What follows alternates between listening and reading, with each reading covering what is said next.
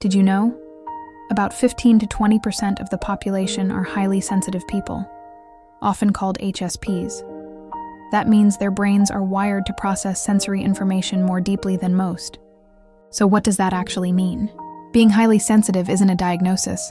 It's a personality trait first described by psychologist Elaine Aron in the 1990s.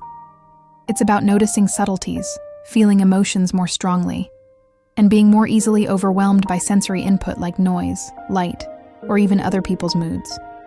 One myth to clear up right away: high sensitivity doesn't mean weak. It doesn't mean overreacting. And it's not the same as anxiety, although the two can overlap. An HSP might cry at a movie, flinch at a loud sound, or need downtime after a busy social event. That's not drama. It's literally how their nervous system is tuned. Here's the science bit. Studies using brain imaging show that HSPs have stronger activation in brain regions tied to awareness, empathy, and processing of social and emotional cues. Their brains pick up more signals and hold on to them longer. That can be a superpower in creativity, deep thinking, and intuition. But it can also mean burnout or sensory overload if environments aren't managed. Think about daily life. For an HSP, walking into a loud, open office can feel like stepping into chaos. Fluorescent lights hum, conversations blur, emails ping, and it's all hitting at once. That same sensitivity, though, might make them incredible at catching details others miss, or at reading the emotional temperature of a room instantly. Here's another fact. High sensitivity shows up across cultures, genders, and ages. It's not rare, and it's not a flaw. But many HSPs grow up being told they're too sensitive or too emotional. That constant invalidation can create shame, masking, or even withdrawal. And yet, when embraced, sensitivity can be an incredible strength for building authentic connections.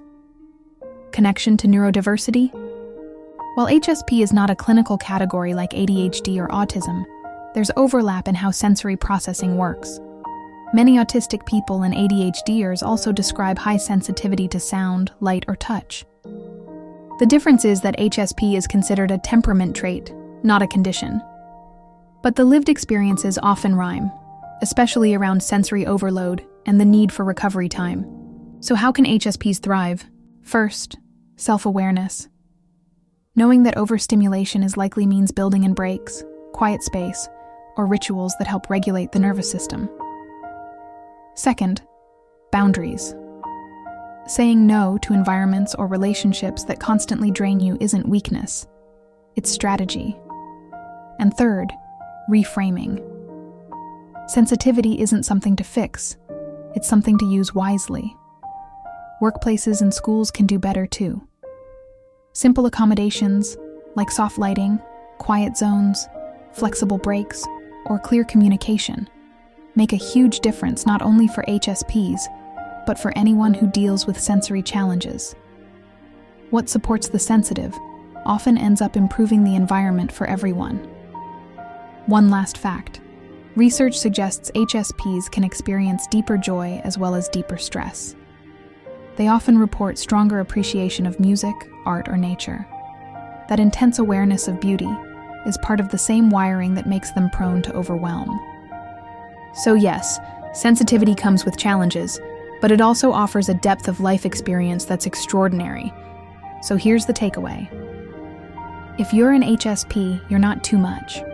You're part of the 15-20% whose nervous systems are tuned for depth. That means you may cry more, notice more, and feel more.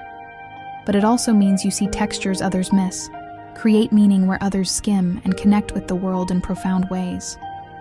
Sensitivity is not a flaw. It's a form of brilliance,